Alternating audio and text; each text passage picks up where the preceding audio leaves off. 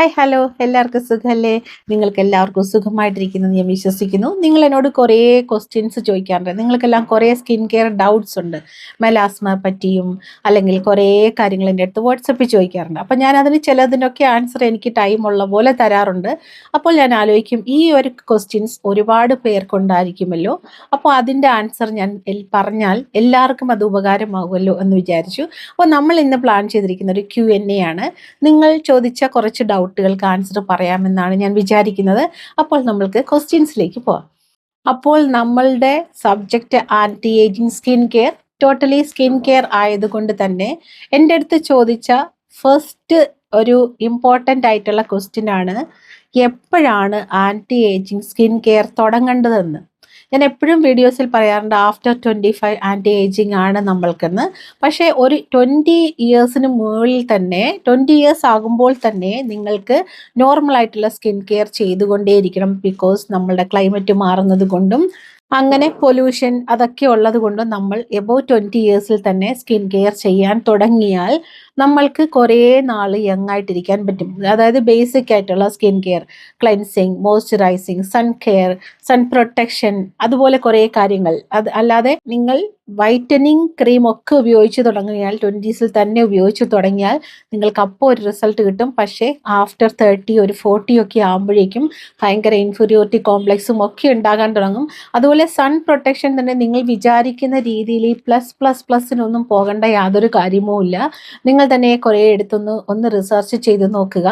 നമ്മൾ ഡയറക്റ്റായിട്ട് സൺലൈറ്റിൽ പോകുന്നുണ്ട്, സൺ പ്രൊട്ടക്ഷൻ ഇടുന്നുണ്ട്, നമ്മൾ ഇടുന്ന ഫൗണ്ടേഷനിൽ സൺ പ്രൊട്ടക്ഷൻ ഉണ്ട്, മോയ്സ്ചറൈസറിലുണ്ട്, പിന്നെ നമ്മൾ സൺസ്ക്രീൻ അങ്ങ് 50++ ഒക്കെ ഇടുമ്പോഴേക്കും നമ്മളുടെ സ്കിന്ന് ബ്രീത്ത് ചെയ്യാൻ പറ്റാതെ കുറച്ച് ബുദ്ധിമുട്ടായി പെട്ടെന്ന് റിങ്കിൾസ് വീഴുകയും ഡ്രൈ സ്കിൻ ആവുകയും ഒക്കെയാണ് ചെയ്യുക.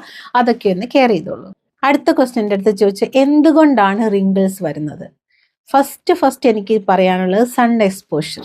അടുത്തതായിട്ട് നമ്മളുടെ അൺവാണ്ടഡ് സ്ട്രെസ്, ഓവർ തിങ്ക് ചെയ്യുക. പിന്നെ പ്രധാനമായിട്ടുള്ളത് ഉറക്കമില്ലാത്തത് വളരെ ഇമ്പോർട്ടൻ്റ് ആണ്. നമ്മൾക്ക് ഉറക്കം വളരെ ഇമ്പോർട്ടൻ്റ് ആണ്. ലൈഫിൽ ഉറക്കമില്ലാത്തത് ഒരു കാരണമാണ്. പിന്നെ ഞാൻ എല്ലാ വീഡിയോസിലും പറയുന്ന പോലെ എന്താ പറയുക, ഡീഹൈഡ്രേഷൻ. നമ്മളുടെ സ്കിന്നിനെ ഹൈഡ്രേറ്റ് ചെയ്ത് വെക്കൂ. ഉള്ളിലേക്കും വെളിയിലേക്കും ഹൈഡ്രേഷൻ ചെയ്യണം. അകത്തോട്ടും നമ്മൾ നല്ല ഹൈഡ്രേറ്റഡ് ആക്കി വെക്കണം. അതായത് നിറയെ വെള്ളം കുടിക്കണം, ജ്യൂസസ് കുടിക്കണം, ഫ്രൂട്ട്സ് കഴിക്കണം. അങ്ങനെ നമ്മളെ ഹൈഡ്രേറ്റ് ആക്കി വെക്കണം. നമ്മളുടെ സ്കിന്ന് ഹൈഡ്രേറ്റ് അല്ലാതെ നല്ല വലിഞ്ഞു മുറുകുമ്പോഴാണ് പെട്ടെന്ന് റിങ്കിൾസ് ഉണ്ടാകുന്നത്. അതുപോലെ തന്നെ മോയ്സ്ചറൈസറൊക്കെ ഇടാൻ മറക്കരുത്. നമ്മുടെ ലാക്ക് ഓഫ് സ്കിൻ കെയർ, നമ്മൾ സ്കിൻ കെയർ ചെയ്യാൻ മടിക്കുന്നതും സ്കിൻ കെയർ ചെയ്യാതിരിക്കുന്നതും ഒക്കെ തന്നെ നമ്മൾക്ക് പെട്ടെന്ന് റിങ്കിൾസ് വരാനായിട്ട് സാധ്യതയുണ്ട്. അതിനു വേണ്ടിയാണ് നമ്മൾ ആൻറ്റി ഏജിങ് ഓയിൽ ഇട്ട് മസാജ് ചെയ്യുന്നതും മോയ്സ്ചറൈസർ നിറയിടുന്നതും സ്കിൻ കെയർ ചെയ്യുന്നതും ഒക്കെ നമുക്ക് റിങ്കിൾസ് വരാതിരിക്കാനാണ്. പിന്നെ നമ്മുടെ മെൻ്റൽ സ്ട്രെയിൻ എല്ലാം കൂടെ ഒരു കാരണമാണ്. ഞാൻ പറഞ്ഞു, നമുക്ക് ഉറക്കമില്ല, നമ്മൾ എപ്പോഴും മൊബൈലിൽ നോക്കി യൂട്യൂബ് നോക്കി വീഡിയോസ് കണ്ടുകൊണ്ടിരിക്കുന്നത്, ആവശ്യമില്ലാത്ത തിങ്കിങ്സ്, ഇതൊക്കെയും നമുക്ക് പെട്ടെന്ന് വയസ്സാകാനുള്ള, റിങ്കിൾസ് വീഴാനുള്ള ഒരു കാരണമാണ്. അതൊക്കെയും ഒന്ന് കെയർ ചെയ്യാം. പിന്നെ എന്നോട് ചോദിച്ചൊരു ക്വസ്റ്റ്യൻ ആണ്, റിങ്കിൾസ് കുറയ്ക്കാൻ പറ്റുമോ? ഓപ്പൺ പോസ് കുറയ്ക്കാൻ പറ്റുമോ? ഓപ്പൺ പോസ് ഇല്ലാതാക്കാൻ പറ്റുമോ? ഉറപ്പായിട്ടും റിങ്കിൾസ് കുറയ്ക്കാൻ പറ്റും. ആൻറ്റി ഏജിങ് ഓയിൽ മസാജ് ചെയ്യുകയും, നമ്മളുടെ ഫേസിനെ മസാജ് എന്ന് പറയുമ്പോൾ ബോഡി മസാജ് പോലെയേ അല്ല, വളരെ മൈൽഡായിട്ടുള്ള മസാജസ് ആണ്. നമ്മളുടെ പ്രീവിയസ് വീഡിയോസിലൊക്കെ എങ്ങനെയാണ് മസാജ് ചെയ്യേണ്ടത് നമ്മൾ കാണിച്ചിട്ടുണ്ട്. അതൊക്കെ ഒന്ന് എടുത്ത് നോക്കി റെഫറൻസ് എടുത്തിട്ട് മസാജ് ചെയ്യുക. മസാജ് വളരെ ജെന്റ്ലിയാണ് നമ്മൾ മസാജ് ചെയ്യേണ്ടത്. അതേപോലെ തന്നെ നമ്മളുടെ ഓപ്പൺ പോസ് ഷ്രിങ്ക് ആക്കാനേ, അതിൻ്റെ വലിപ്പം കുറയ്ക്കാൻ മാത്രമേ നമുക്ക് പറ്റുള്ളൂ. കംപ്ലീറ്റ് ആയിട്ട് ക്യൂർ ആക്കാൻ പറ്റില്ല. അതിനൊക്കെ നമ്മൾ പറയാറുണ്ട് ഐസ് റബ്ബിങ് നല്ലതാണ്, ഐസ് വാട്ടർ വാഷ് നല്ലതാണ്. അതായത് സാധാരണ വെള്ളത്തിൽ ഒന്ന് വാഷ് ചെയ്തിട്ട് ഉടനെ തന്നെ കുറച്ച് കൂളായിട്ടുള്ള ഐസ് വാട്ടറിൽ വാഷ് ചെയ്യുന്നത് വളരെ നല്ലതാണ്. നമ്മൾക്ക് റിങ്കിൾസ് കുറയാനും നമ്മളുടെ ഓപ്പൺ പോസ് കുറയാനും ഒക്കെ ഇത് വളരെ നമ്മളെ സഹായിക്കുന്നതാണ്. നമ്മൾ കണ്ടിന്യൂസ് ആയിട്ട്, അതായത് നമ്മൾ ഒരു കൺസിസ്റ്റൻസിയോടെ സ്കിൻ കെയർ ചെയ്ത് കഴിഞ്ഞാൽ റിങ്കിൾസ് കുറയുകയും ഓപ്പൺ പോസ് ചുരുങ്ങുകയും നമ്മളുടെ ഫേസിന് നല്ല കളർ കിട്ടുകയും ഒക്കെ ചെയ്യുന്നതാണ്. അതുകൊണ്ട് സ്കിൻ കെയർ ഉറപ്പായിട്ടും ചെയ്യാം.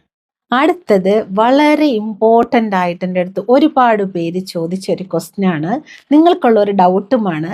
നാച്ചുറൽ ആയിട്ടുള്ള ഈ പ്രോഡക്ട്സ് റിങ്കിൾസിനെ കുറയ്ക്കാനും നമ്മളുടെ മെലാസ്മ കുറയ്ക്കാനും കരിമംഗലത്തിനെ കുറയ്ക്കാനും ഡാർക്ക് സ്പോട്ടിനെ കുറയ്ക്കാനും ഒക്കെ ഹെൽപ്പ് ചെയ്യുമോ, ഇത് റിയലി വർക്കാകുമോ എന്നുള്ളത്.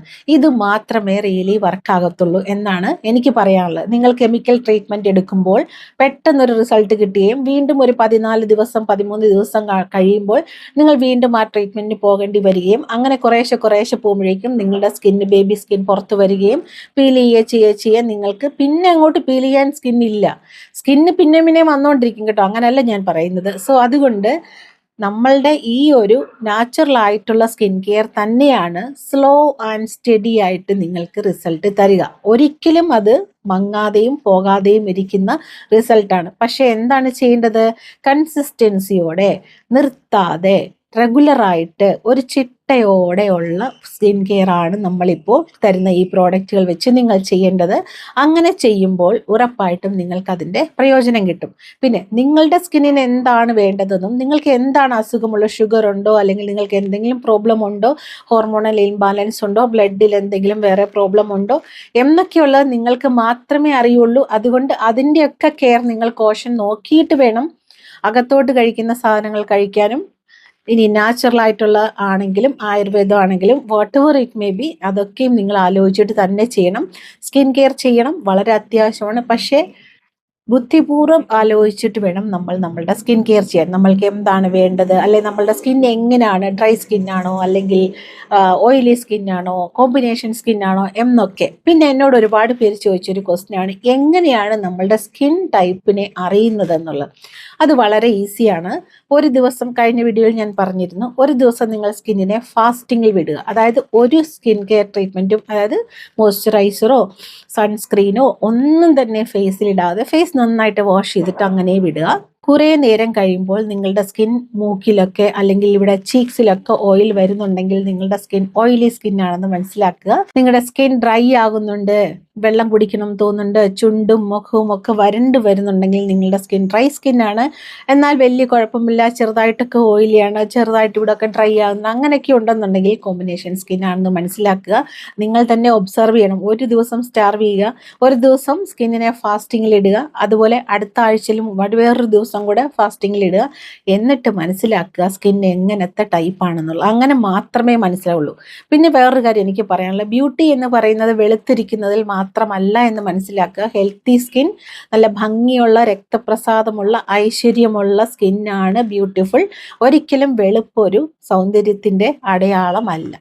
പിന്നെ എൻ്റെ അടുത്ത് ചോദിച്ച ഒരു ചോദ്യം, ക്യാമറ ഷേക്കാൻ, പിന്നെ എൻ്റെ അടുത്ത് ചോദിച്ച ഒരു ചോദ്യമാണ്, ആൻറ്റി ഏജിങ് ഓയിൽ എങ്ങനെയാണ് മസാജ് ചെയ്യേണ്ടത്? ആൻറ്റി ഏജിങ് ഓയിൽ എന്നല്ല, ഏതൊരു ഓയിലും നമ്മൾ മസാജ് ചെയ്യേണ്ടത് എങ്ങനെയാണ് നമ്മൾ പ്രീവിയസ് വീഡിയോ ഇട്ടിട്ടുണ്ട്. ഇത് നമ്മളുടെ സാഗിങ്ങിനെ, സ്കിൻ സാഗ് ആയതിനെയും അല്ലെങ്കിൽ ഫൈൻ ലൈൻസ് പതുക്കെ വീഴുന്നതിനെയും റിങ്കിൾസിനെയും ഡാർക്ക് സ്പോട്ടിനെയും ഒക്കെ ക്യൂർ ചെയ്യുമോ എന്ന് ചോദിച്ചിട്ടുണ്ട്.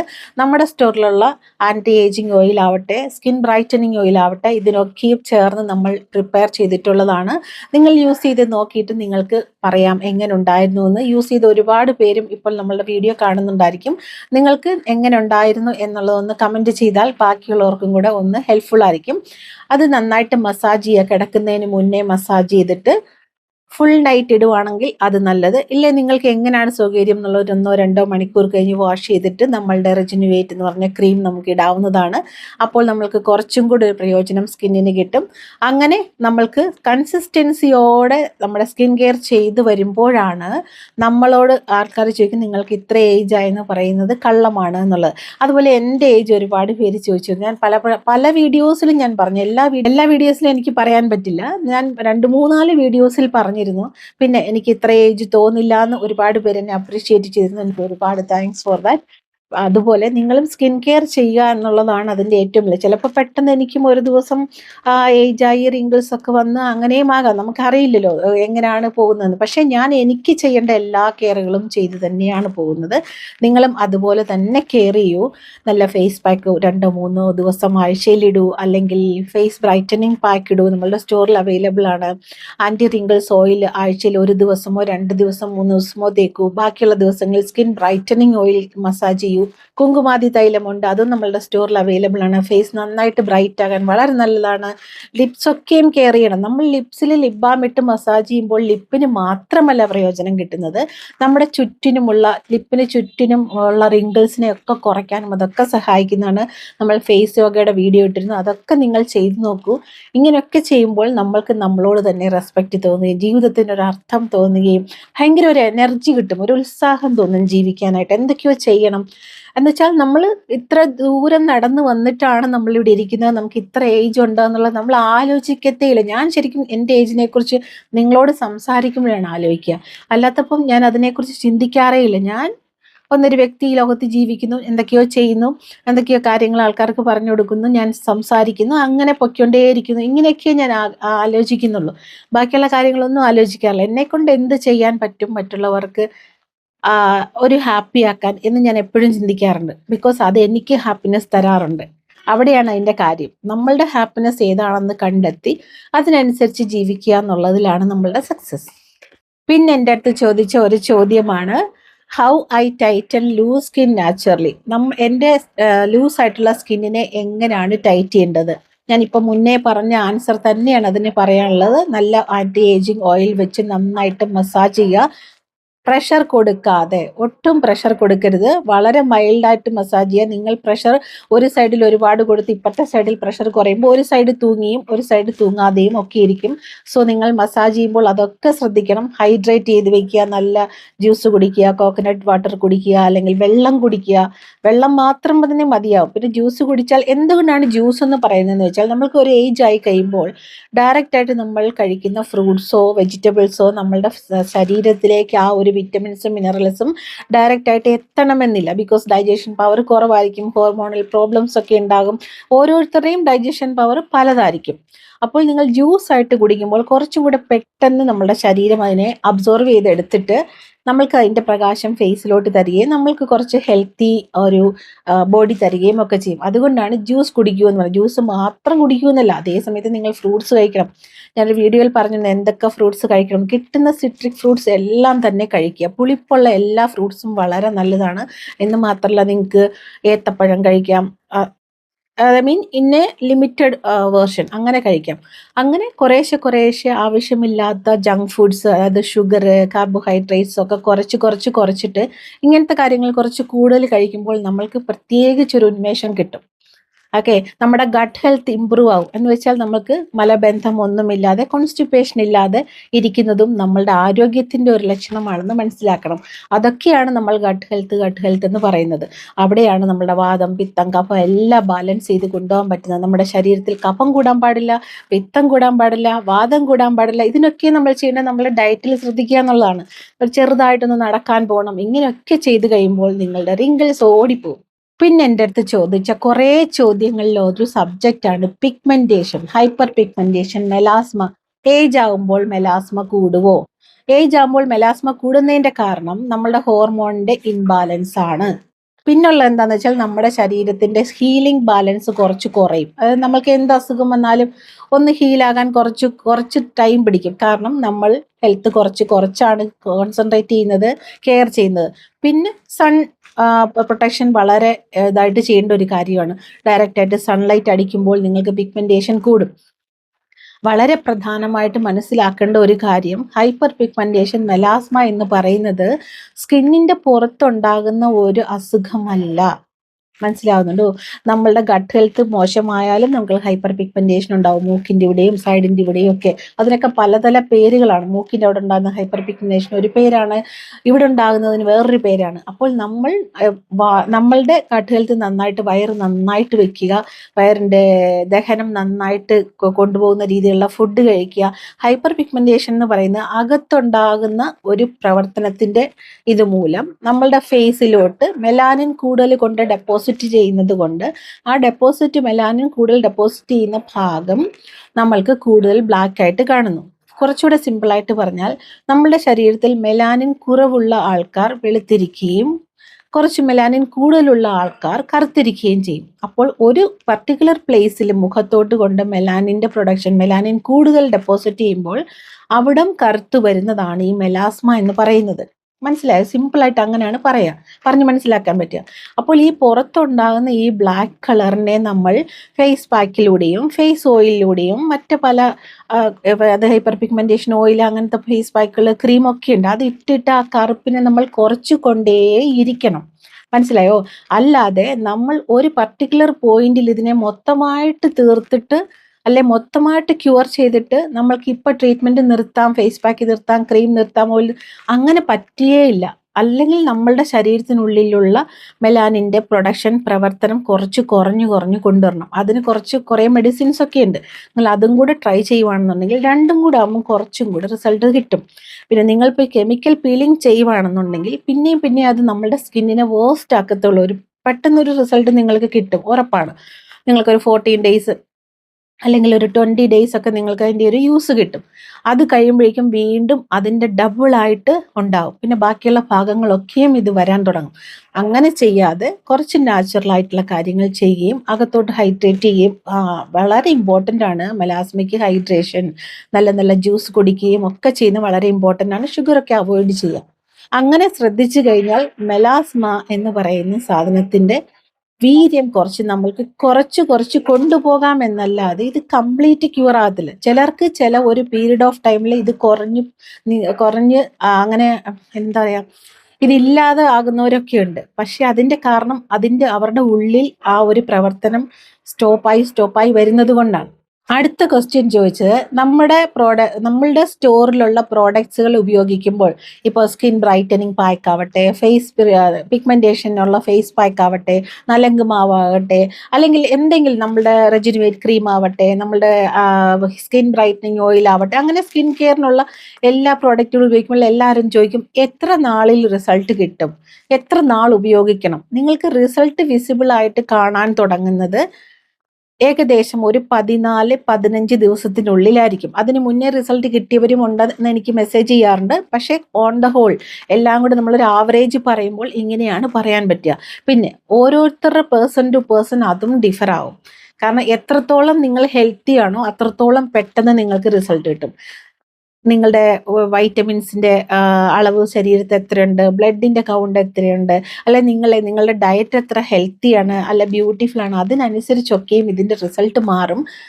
പക്ഷേ വേറൊരു കാര്യം ഇപ്പോഴും ഞാൻ പറയുന്നു, കൺസിസ്റ്റൻസിയോടെ സ്ഥിരമായിട്ട് നിർത്താതെ കറക്റ്റായിട്ട് ഏകദേശം ഒരു 1.5 മാസം, 14 ദിവസം ടു 1.5 മാസം നിങ്ങൾ ഉപയോഗിച്ച് നോക്കൂ, നിങ്ങൾക്ക് കംപ്ലീറ്റ് റിസൾട്ട് കാണാം. പക്ഷെ അവിടെ നിർത്താൻ പറ്റുമോ? പറ്റില്ല. തുടർന്ന് ചെയ്തുകൊണ്ടേയിരിക്കണം. കാരണം സ്കിന്നാണ്, വെളിയിലോട്ട് എക്സ്പോഷർ ആയിട്ടുള്ള ഒന്നാണ്. ഡസ്റ്റിലേക്കും സൺലൈറ്റിലേക്കും കാറ്റിലേക്കും എല്ലായിടത്തോട്ടും നമ്മൾ ഏറ്റവും ശ്രദ്ധിക്കുന്ന, നമ്മളെ ഏറ്റവും സ്നേഹിക്കുന്ന, നമ്മളാക്കി കാണിക്കുന്ന, ഐഡൻറ്റിഫൈ ചെയ്യുന്ന നമ്മളുടെ ഫേസ് തന്നെയാണ് വെളിയിലോട്ട് എക്സ്പോഷർ. അതുകൊണ്ട് സ്കിൻ കെയർ ചെയ്തുകൊണ്ടേയിരിക്കണം. പിന്നെ എൻ്റെ അടുത്ത് ചോദിച്ച വലിയൊരു ക്വസ്റ്റ്യൻ ആണ്, ഇതെൻ്റെ കുട്ടിക്ക് ചെയ്യാൻ പറ്റുമോ, ഇതെൻ്റെ കുട്ടികൾക്ക് യൂസ് ചെയ്യാൻ പറ്റുമോ, ഇതെൻ്റെ കുട്ടികൾക്ക് ഈ കുട്ടികൾ എന്ന് പറയുമ്പോൾ എനിക്ക് ആ കുട്ടികളുടെ ഏജ് അറിയില്ല. ചിലർ 22 വയസ്സുള്ളവരെ കുട്ടികളെന്ന് പറയും, ചിലർ കൊച്ചു കുഞ്ഞുങ്ങൾ 6 മാസം പ്രായമുള്ള കുട്ടിക്ക് ചെയ്യാൻ പറ്റുമോ?